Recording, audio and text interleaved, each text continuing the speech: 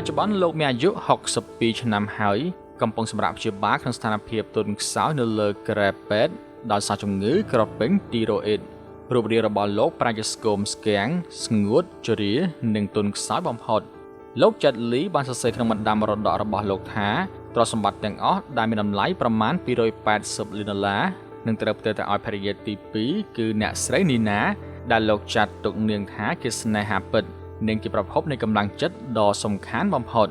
លោកចែតលីនឹងប្រគល់ទ្រព្យសម្បត្តិទាំងអស់នេះបន្ទាប់ពីលោកស្លាប់ទៅ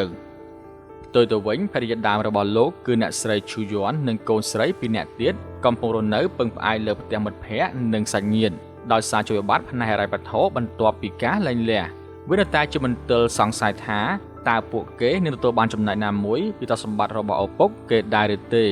មហាជនបានដាក់ការសង្ស័យថានីណាប្រហែលជាបានបញ្ចុះបញ្ចូលលោកចែតលីដើម្បីទ្រព្យសម្បត្តិហើយនាងគឺជាម្ដាយចុងដែលមានចេតនាមិនច្បាស់លាស់មនុស្សជាច្រើននៅលើបណ្ដាញសង្គមវៃបូបានហៅចែតលីថាជាឪពុកកំណាញ់ខណៈដែលកូនស្រីច្បងហៅលោកថាជាឪពុកដែលមិនល្អបំផុតប៉ុន្តែតើការពិតនៅពីក្រៅរឿងនេះគឺជាអ្វីទៅកាលពី43ឆ្នាំមុនចែតលីជាកំពូលតារាពិភពលោកនិងជាជើងឯកក្បាច់គុនចិនដែលល្បីល្បាញខ្លាំងប៉ុន្តែមុនពេលខ្លាចជាតារាលោកគ្រាន់តែជាក្មេងប្រុសម្នាក់កើតក្នុងគ្រួសារក្រីក្រនិងស្ទើរតែគ្មានបាយហូបរហូតគ្រួងវឹកមានចិត្តអាណិតអាសូរហើយទិញអាហារឲ្យក្រុមគ្រួសាររបស់លោកដើម្បីជួយទ្រទ្រង់សុខភាពកាលពីឆ្នាំមុនលោកក៏បានត្រូវគេប្តឹងពីបទកាប់កេងប្រាក់មូលនិធិ Sabrosco ដែលលោកបង្កើតឡើងតខ្លួនចំនួន$300 លានសម្រាប់ជួយជនរងគ្រោះហើយការសម្រេចចិត្តដូរចូលសញ្ជាតិសង្ហបុរីក៏ធ្វើឲ្យមហាជនសង្ស័យលើស្មារតីស្នេហាជាតិរបស់លោកផងដែរលោកចែតលីមិនត្រឹមតែត្រូវតស៊ូជាមួយនឹងជំងឺប៉ុណ្ណោះទេប៉ុន្តែលោកថែមទាំងត្រូវការពីកិត្តិយសនិងកេរ្តិ៍ឈ្មោះរបស់លោកទៀតផង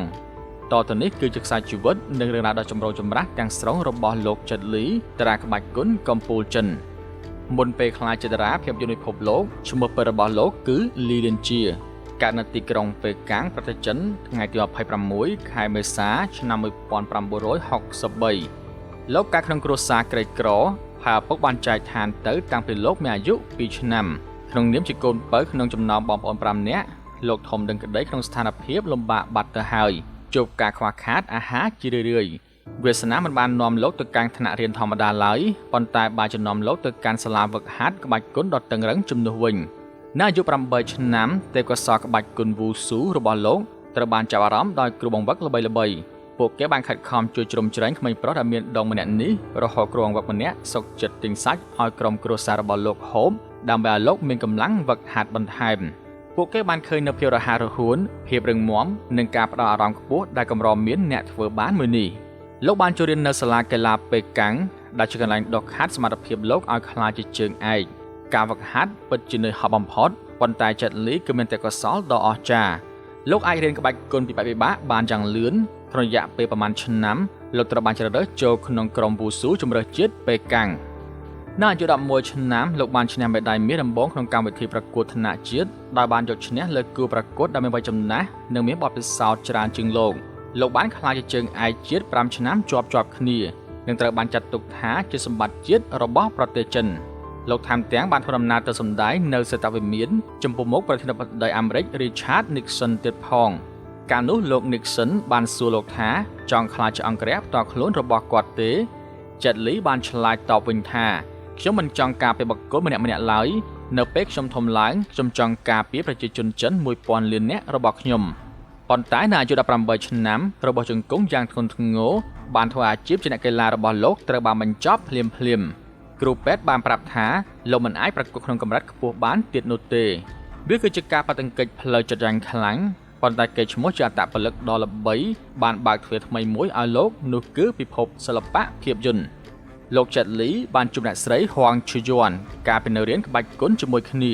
នាងមានវ័យចាស់ជាងលោក2ឆ្នាំជាមនុស្សមានចិត្តមេត្តានិងស្រឡាញ់លោកយ៉ាងជ្រាលជ្រៅ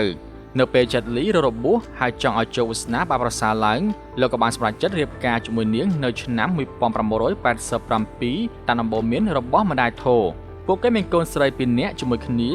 ដើម្បីគាំទ្រអាជីពប្តីអ្នកស្រីឈូយ័នបានបបង់អាជីពសិល្បៈមកធ្វើជាមេផ្ទះប៉ុន្តែនៅពេលចែតលីទៅថតរឿងនៅអាមេរិកលោកបានជួបជាមួយអ្នកនាងនីណាលីឈីហើយលោកក៏ដឹងថានោះទើបជាសេចក្តីស្រឡាញ់ពិតប្រាកដលោកបានសម្រេចចិត្តលែងលះជាមួយភរិយាដើម ដើម្បីមករៀបការជាមួយនីណាលោកធ្លាប់និយាយថាលោកសុកចិត្តបោះបង់កេរ្តិ៍ឈ្មោះនិងទ្រព្យសម្បត្តិឬសូម្បីតែស្លាប់ដើម្បីនីណាក្រោយការលែងលះភរិយាដើមជួបការលំបាកផ្នែកហិរញ្ញវត្ថុយ៉ាងខ្លាំងប៉ុន្តែអ្នកស្រីមិនដែលនិយាយអាក្រក់ពីលោក Jet Li នៅឡើយនៅពេលនាងរៀបការថ្មីក្នុងឆ្នាំ2005លោក Jet Li បានផ្ញើចំណងដៃចំនួន$50,000ជូននាងផងដែរបន្ទាប់ពីរៀបការជាមួយនីណាលោកមានកូនស្រីពីរនាក់ទៀតគឺ Jen និង Jada លោកបានប្រគល់សិទ្ធិគ្រប់គ្រងទ្រព្យសម្បត្តិទាំងអស់ឲ្យទៅនីណាការសម្រេចចិត្តនេះបានធ្វើឲ្យកូនស្រីពីភរិយាដើមមានការអាក់អន់ចិត្តយ៉ាងខ្លាំងកូនស្រីច្បងធ្លាប់រិះគន់លោកថាជាឪពុកដែលមិនសូវយកចិត្តទុកដាក់បំផុតមានពាក្យចចាមអារ៉ាមថានីណាបានគ្រប់គ្រងលោក Jet Li ទាំងស្រុងនិងព្យាយាមមិនឲ្យកូនស្រីពីភរិយាដើមមុនទទួលបានមរតកនោះឡើយលើពីនេះការដែលលោកដូរសញ្ជាតិទៅសង្ហបុរីដើម្បីឲ្យកូនស្រីរបស់នីណាទទួលបានការអប់រំល្អក៏ធ្វើឲ្យមហាជនរិះគន់លោកថាបោះបង់ជាកំណើតរបស់ខ្លួនផងដែររឿងដែលគួរឲ្យភ្ញាក់ផ្អើលបំផុតនោះគឺលោក Jet Li បានបដិសេធតួអង្គក្នុងរឿង The Matrix មូលហេតុគឺដោយសារផលិតករចង់រក្សាទុកទិន្នន័យចលនាក្បាច់គុណរបស់លោកក្នុងកុំព្យូទ័រដើម្បីយកប្រើប្រាស់ជារៀងរហូតលោកមានអារម្មណ៍ថាក្បាច់គុណដែលលោកខំរៀនអស់មួយជីវិតមិនគួរត្រូវបានគេលួចយកទៅធ្វើជាទ្រព្យសម្បត្តិឌីជីថលរបស់ក្រុមហ៊ុនផ្សេងឡើយនៅឆ្នាំ2004បន្ទាប់ពីបានរស់រានមានជីវិតពីគ្រោះមហន្តរាយ Tsunami លោកបានបង្កើតមូលនិធិ One Foundation ដើម្បីជួយសង្គមទោះបីជាមានការចាប់ប្រកាន់ពីការកាប់កេងប្រាក់ប៉ុន្តែលោកបានចេញមុខបកស្រាយយ៉ាងច្បាស់លាស់ជាមួយនឹងភស្តុតាងយ៉ាងត្រឹមត្រូវជីវិតរបស់លោក Jet Li មិនមែនមានតែត្រឹមការវាយតប់លើអេក្រង់ឡើយប៉ុន្តែវាគឺជាការតស៊ូជាមួយវិបត្តិគ្រួសារជំងឺប្រចាំកាយនិងការវិនិច្ឆ័យពីមហាជនតើបងប្អូនទាំងអស់គ្នាយល់ឃើញបានណាដែរចំពោះការដែលលោកប្រគល់ទ្រព្យសម្បត្តិទាំងអស់ឲ្យភរិយាចុង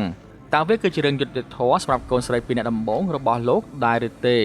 សូមធ្វើការខមមិនខាងក្រោមវីដេអូនេះសម្រាប់មតិយោបល់ផ្សេងៗអរគុណជូនពរជួបតែសំណាងល្អ